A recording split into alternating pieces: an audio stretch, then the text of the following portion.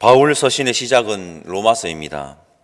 바울 서신을 이해하기 위해 정말 중요한 것이 있는데 그것은 편지라는 것입니다. 로마서는 바울이 로마에 보내는, 정확하게 말하면 로마 교회에 있는 교회에 보내는 편지입니다. 이것이 왜 중요하냐? 예를 들어 요즘 같은 시대에 교회로 서신을 보낸다면 무엇에 대한 이야기가 들어가겠습니까? 코로나19에 대한 이야기가 들어간다는 것입니다. 코로나19라는 어려움 속에서 예배는 잘 드리고 있습니까? 코로나19로 현장에 나오는 예배자들의 수가 줄어들었는데 참으로 마음이 아픕니다. 힘드시죠? 이런 언급이 반드시 들어가게 되어 있습니다. 바울 로마서는 상황서신입니다. 어떠한 문제, 즉 상황에 대한 바울의 답변이 들어가 있다는 것입니다. 어떤 문제에 대한 바울의 답변이 들어가 있다는 것입니다. 로마서 14장에 바로 로마 교회의 문제에 대한 바울의 답변이 들어가 있습니다. 첫 번째로 우리가 기억해야 하는 것은요, 로마 교회에도 문제가 있었다는 것입니다. 문제가 있었다는 것입니다. 그러면 로마 교회에 무슨 문제가 있었냐? 로마서 14장을 통해서 알 수 있는 로마 교회의 문제가 무엇일까요? 사도행전 18장 1절에서 3절 말씀을 제가 한번 읽어보겠습니다.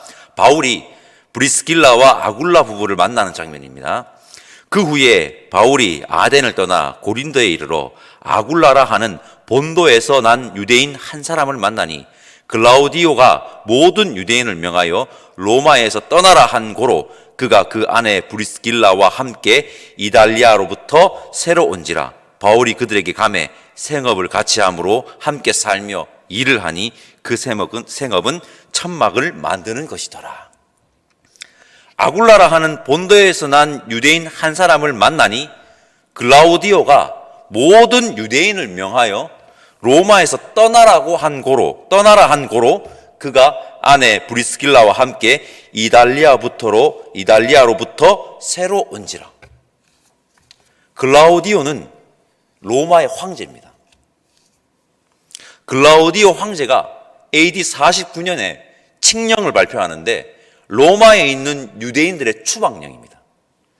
로마에 사는 유대인들은 로마를 다 떠나라는 것입니다. 그러면 글라우디오 황제가 왜 유대인들을 추방했나? 로마 시대 역사가인 수에토니우스에 따르면 클레스투스라는 사람 때문에 유대인 사이에 소요가 많이 일어나 유대인들을 추방했다는 기록이 남아 있습니다. 클레스투스는 아마도 예수 그리스도일 것으로 많은 학자들이 추정하고 있습니다. 로마 교회는요, 유대인 출신 그리스도인과 이방인 출신 그리스도인들로 구성되어 있었습니다. 유대인과 이방인 사이에 뭐가 있습니까? 간극이 있습니다. 간극이 있습니다. 유대인 그리스도인들은 정결법을 지켜야 한다고 여전히 믿고 있었고, 이방인 그리스도인들은 정결법에서 자유해야 함을 강조하였습니다.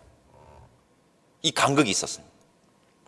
이 간극은 초대교회의 아주 큰 문제 중에 하나였고 로마 교회에도 그 문제가 나타났다는 것입니다. 사도행전 15장을 보면 이 문제로 예루살렘에서 회의가 소집됩니다. 로마 교회도 이 문제를 피할 수 없음이 분명한 것 같습니다. 2절 말씀 함께 읽어보겠습니다. 2절입니다. 어떤 사람은 모든 것을 먹을 만한 믿음이 있고 믿음이 연약한 자는 채소만 먹느니라. 20절과 21절은 제가 한번 읽어보겠습니다. 음식으로 말미암아 하나님의 사업을 무너지게 하지 말라. 만물이 다 깨끗하되 끓이김으로 먹는 사람에게는 악한 것이라. 고기도 먹지 아니하고 포도주도 마시지 아니하고 무엇이든지 내 형제로 끓이기게 하는 일을 아니함이 아름다우니라. 이 먹는 문제는 유대 정결법에서 아주 중요한 부분입니다. 지금도 중요합니다. 유대인들한테는. 당시 시대 문화적으로 볼 때 시장에서 판매되는 고기들은 거의 대부분 이방 제단에 바쳐진 고기들이었다고 합니다. 유대인들에게 이방에 바쳐진 고기를 먹는 것은 뭡니까? 금지입니다. 금지입니다. 그래서 2절에 뭐라고 되어 있습니까? 채소만 먹느니라. 채소만 먹느니라. 유대인 그리스도인들은 채소만 먹었습니다. 그런데 이방인 그리스도인들은요, 꺼리낌 없이 먹었다는 것입니다. 제가 이 말씀을 드리는 순간 여러분들의 마음속에는 판단들이 서고 있을 것입니다. 먹으면 안 되지. 먹어도 되지. 아마 판단들이 머릿속에 싹 지나가셨을 겁니다. 제일 로마 교회 공동체 안에 이러한 문제가 발생했습니다. 지금까지 로마 교회의 문제에 대해서 제가 설명했습니다. 로마 교회의 문제의 핵심이 무엇일까요? 그들의 다툼은 본질인 복음이 아닌 비본질에 대한 부분이었다는 것입니다. 제가 얼마 전 새벽 기도회 시간에 이 문구를 소개한 기억이 있습니다. 오늘도 소개하겠습니다. 본질에는 일치를, 비본질에는 관용을, 모든 일에는 사랑을. 여러분, 이거 너무 중요합니다. 여러분, 저는 오늘 로마 교회의 문제를 보면서 마음속에 이 질문이 떠나지 않았습니다. 질문을 드려보겠습니다. 이 땅에 문제가 없는 교회가 있을까요? 이 땅에는 문제가 없는 완벽한 퍼펙트한 교회가 여러분 있을까요? 문제가 있는 교회, 없는 교회는요, 없습니다. 문제가 없는 교회는 없습니다. 우리 로마서 14장 1절에서 3절 말씀을 우리 함께 다시 한번 읽어보겠습니다. 1절에서 3절입니다.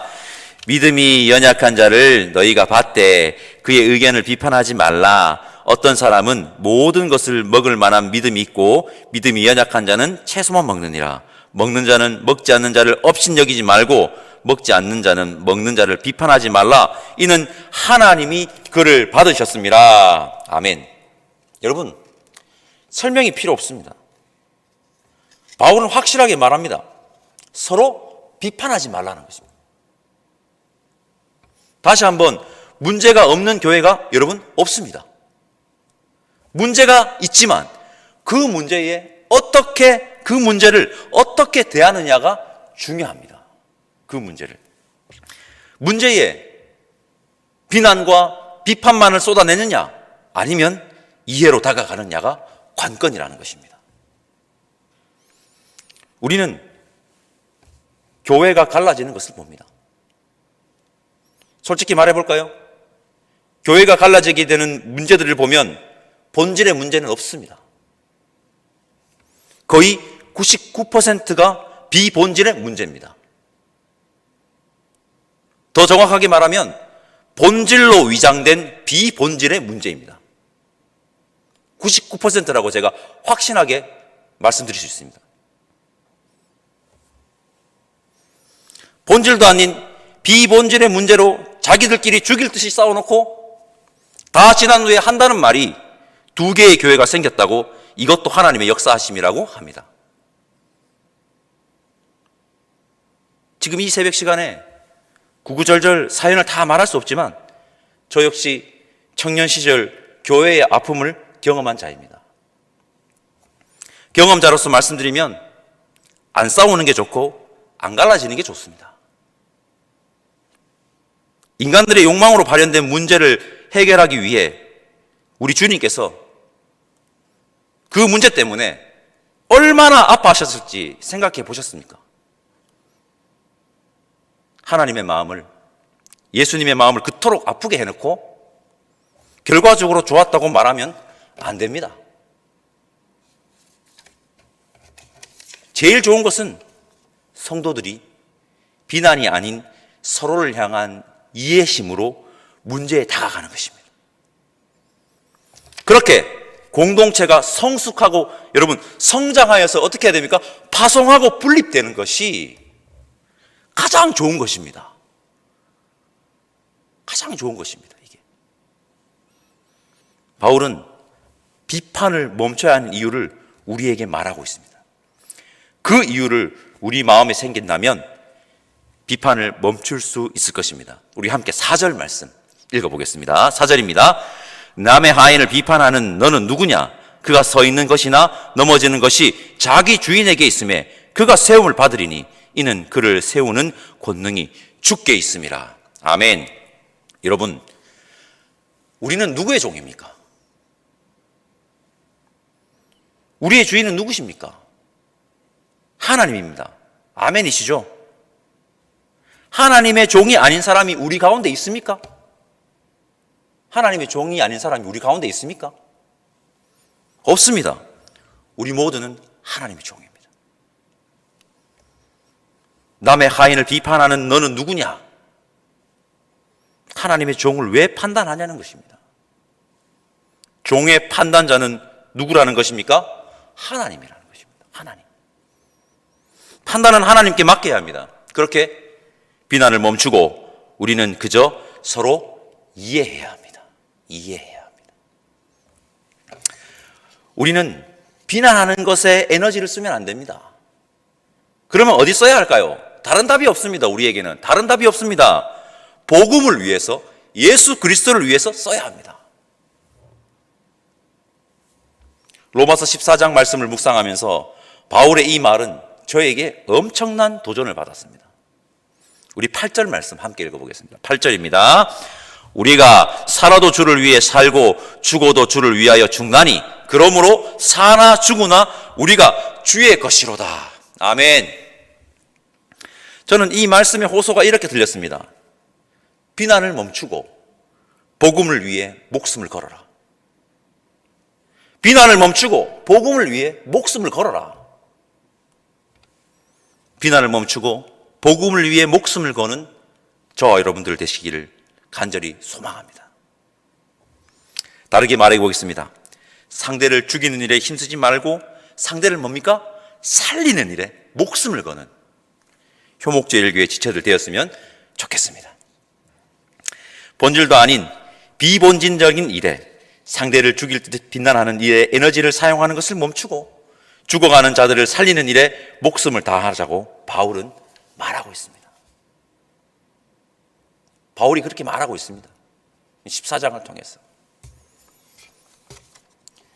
유대인 그리스도인이나 이방인 그리스도인이나 너나 할 것 없이 동참하라고 강력하게 말하고 있습니다. 유대인, 이방인, 이것은 비본질입니다. 본질은 무엇입니까? 그리스도인이라는 것입니다. 그리스도인. 그리스도인이라는 정체성을 놓치지 않는 우리가 되었으면 좋겠습니다. 그리스도인이라는 정체성을 놓치지 않는 우리가 되었으면 좋겠습니다. 성도 여러분, 문제가 없는 교회는 없습니다. 다 문제를 가지고 있습니다. 그 문제에 어떻게 다가가느냐가 관건입니다. 문제의 비난만이 난무하다면 성숙하지 않은 공동체일 것입니다. 반면에 이해로 다가간다면 성숙한 공동체일 것입니다. 문제에 이해로 다가가는 효목제일교회 공동체가 됩시다. 그리고 비난하는 일에 에너지를 소모하는 자들이 아닌 복음을 위해 목숨을 다하는 비본질이 아닌 본질에 목숨을 거는 이 시대의 진정한 그리스도인들이 함께 예배드리는 저와 여러분들이기를 간절히 소망합니다. 기도하겠습니다. 하나님 감사합니다. 우리에게 하나님의 사랑이 있는지 돌아보는 귀한 시간을 허락하심에 감사합니다. 우리가 서로를 향한 비난을 멈추고 이해로 나아가는 사랑을 소유한 이 시대의 그리스도인 되기를 원하오니 인도하여 주시고 비본질의 목숨을 거는 자들이 아닌 본질인 복음을 위해 목숨을 거는 자 될 수 있게 성령 하나님 인도하여 주옵소서. 감사드리며 우리를 위해 자신의 목숨을 내어주신 예수님의 이름으로 기도드립니다. 아멘. 하늘에 계신 우리 아버지, 아버지의 이름을 거룩하게 하시며 아버지의 나라가 오게 하시며 아버지의 뜻이 하늘에서와 같이 땅에서도 이루어지게 하소서. 오늘 우리에게 일용할 양식을 주시고 우리가 우리에게 잘못한 사람을 용서하여 준 것 같이 우리 죄를 용서하여 주시고 우리를 시험에 빠지지 않게 하시고 악에서 구하소서. 나라와 권능과 영광이 영원히 아버지의 것입니다. 아멘.